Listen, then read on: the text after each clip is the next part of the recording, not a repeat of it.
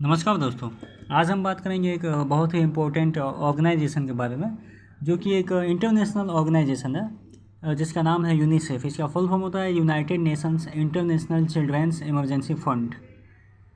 तो आज हम इस वीडियो में जानेंगे कि ये जो ऑर्गेनाइजेशन है इसका काम क्या है और इसको क्यों इस्टेब्लिश किया गया था, इसके ऑब्जेक्टिव्स क्या क्या है, इसमें कितने कंट्रीज़ मेंबर हैं, सब इस वीडियो में चर्चा किया जाएगा। तो चलिए देखते हैं। ये जो ऑर्गेनाइजेशन है इसको चिल्ड्रंस के प्रोटेक्शन के लिए बनाया गया था। जैसा कि हम सब जानते हैं कि वर्ल्ड वॉर 2 के दौरान या उसके बाद चिल्ड्रंस की जो सिचुएशन है वो काफ़ी ख़राब हो गई थी। जैसे कि ऐसी कई सारी डिजीज़ थी जिसमें जो चिल्ड्रंस में होती थी और एजुकेशन पे चिल्ड्रंस का ध्यान नहीं दिया जाता था।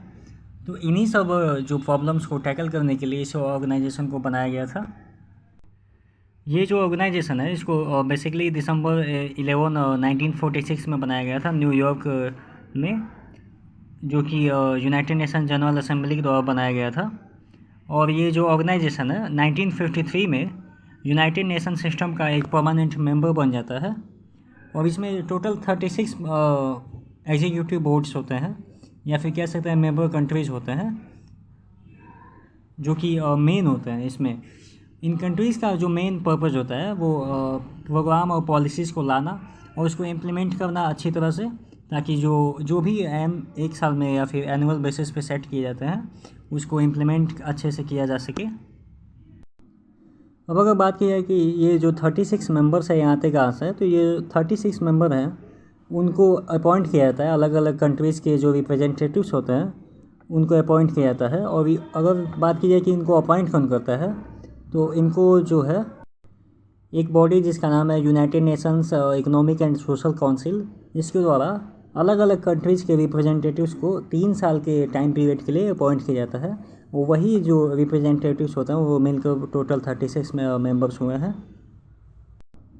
इस बॉडी का जो हेड क्वार्टर है वो न्यूयॉर्क यूएसए में है।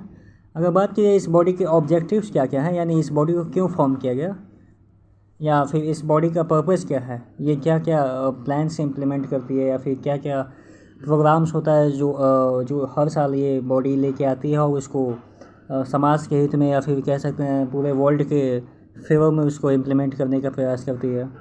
तो चलिए देखते हैं। इसका जो मेन पर्पज़ होता है वो फंड प्रोवाइड करना है, यानी ग्लोबल लेवल पे या फिर कह सकते हैं वर्ल्ड के लेवल पे अगर किसी कंट्री में फूड या हेल्थ केयर से रिलेटेड चिल्ड्रंस को कोई प्रॉब्लम होती है तो ये बॉडी उनके लिए एक फ़ंड रिलीज़ करती है जिससे कि उनको मदद मिलती है। और अगला जो इनका पर्पज़ होता है वो प्रोवाइडिंग इम्यूनाइजेशन और डिजीज़ प्रिवेंशन, यानी अगर वर्ल्ड में कोई डिजीज़ फैल रही है चिल्ड्रंस से रिलेटेड तो इसको प्रिवेंट करने के लिए ये बॉडी काम करती है। तीसरा जो इनका काम है वो administering treatment for the children and mother with HIV। ये उन चिल्ड्रंस को भी ट्रीट करता है जो कि जिनकी जो माताएं हैं या फिर जिनकी जो मदर्स हैं वो HIV से परेशान है या फिर HIV पेशेंट हैं। और जो अगला रीजन है वो है इम्प्रूविंग सैनिटेशन और प्रमोटिंग एजुकेशन को प्रमोट करने के लिए भी इस बॉडी को फॉर्म किया गया था, ताकि बच्चों का जो एजुकेशन है वो अच्छी तरह से हो सके। अगला जो पर्पज़ है वो है providing emergency relief in response to disasters, यानी अगर कोई वर्ल्ड में डिज़ास्टर होता है तो उस समय इमरजेंसी रिलीफ प्रोवाइड करने के लिए ये जो बॉडी है वो आगे आती है और वहाँ पे फैसिलिटीज़ प्रोवाइड करती है। अगर बात की जाए इस बॉडी के हेड कौन है इस समय, तो इस समय इसके हेड हैं कैथरीन एम रसल। और इसका जो कॉन्स्टिट्यूशन है, यानी जो इस बॉडी का जो कॉन्स्टिट्यूशन है वो 1989 में अडॉप्ट किया गया था। आपको बता दें कि इस बॉडी का एक अलग अपना पर्सनल कॉन्स्टिट्यूशन है जिसके बेसिस पे ये बॉडी पूरी तरह से काम करती है। और ये बॉडी जो है चिल्ड्रंस के जो राइट्स होते हैं, चाहे वो पॉलिटिकल, इकोनॉमिक या सोशल या कल्चरल जो भी राइट्स हैं उसको बचाए रखने या फिर कह सकते हैं उसको प्रोटेक्ट करने का काम करती है। अब अगर बात की जाए यूनिसेफ के नेशनल कमिटीज़ की, तो डेटा के बेस पे 34 कंट्रीज़ की कमिटीज़ हैं इसमें, जो कि एक नॉन गवर्नमेंटल ऑर्गेनाइजेशन है। ये जो कमेटी है वो एक नॉन गवर्नमेंटल ऑर्गेनाइजेशन है। इसका जो प्राइमरी फंक्शन होता है वो होता है कि फ़ंड को रेज करना प्राइवेट सेक्टर में। और इसके लिए यूनिसेफ क्या करता है कि अलग अलग कमेटीज़ जो होती हैं उनसे फ़ंड लेता है। लेकिन फ़ंड लेने का कोई क्राइटेरिया नहीं है कि कितना फ़ंड किसको देना है। ये डिपेंड होता है उन पे कि वो कितना देना चाहता है, और ये इसका जो फंडिंग है वो उसी के बेसिस पे होता है, कंट्रीब्यूशन के बेसिस पे।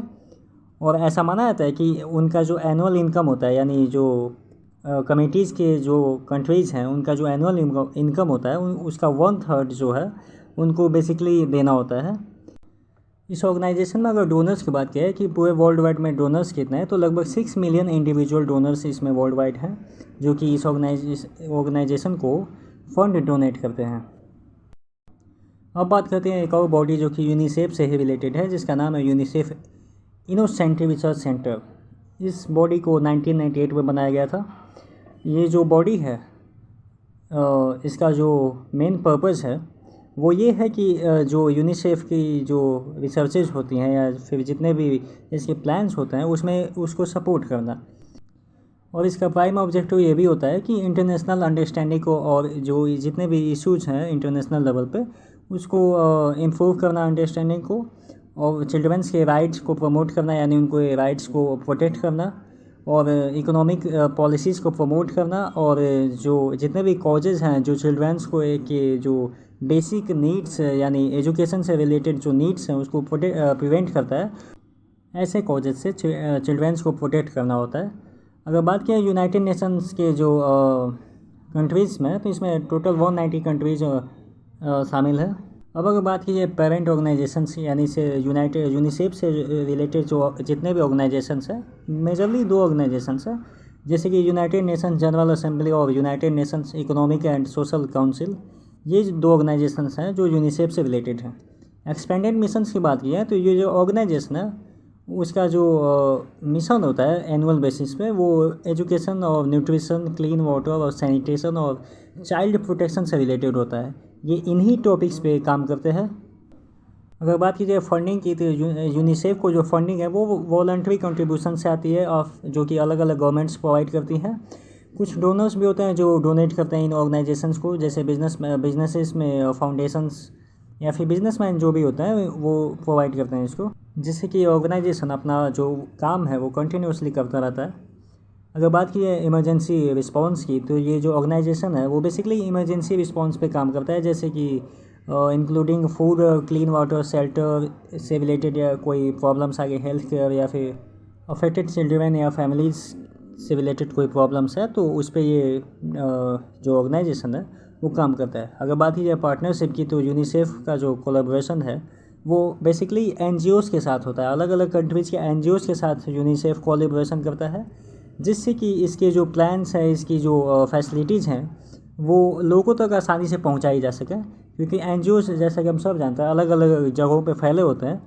और अगर बात की जाए इसके कंट्री मेंबर की, तो 191 कंट्रीज़ हैं इसमें वर्ल्ड वाइड टोटल, और इसमें जो 9 अदर हैं जो कि इसमें इन्वॉल्व नहीं है उनमें बहामास आता है, और आप देख सकते हैं कई कंट्रीज़ है, जैसे मोनाको हो गया, सिंगापुर हो गया, ताइवान हो गया, मॉरिशस हो गया, और कई कंट्रीज़ है।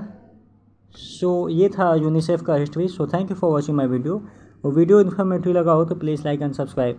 आप अगर चाहें तो मेरा जो इंस्टाग्राम पेज है उसको भी फॉलो कर सकते हैं, जहाँ मैं डेली बेसिस पे न्यूज़ अपडेट्स देता रहता हूँ। उसका लिंक मैं डिस्क्रिप्शन में डाल दूँगा। तो so thank you for watching my video. Thank you.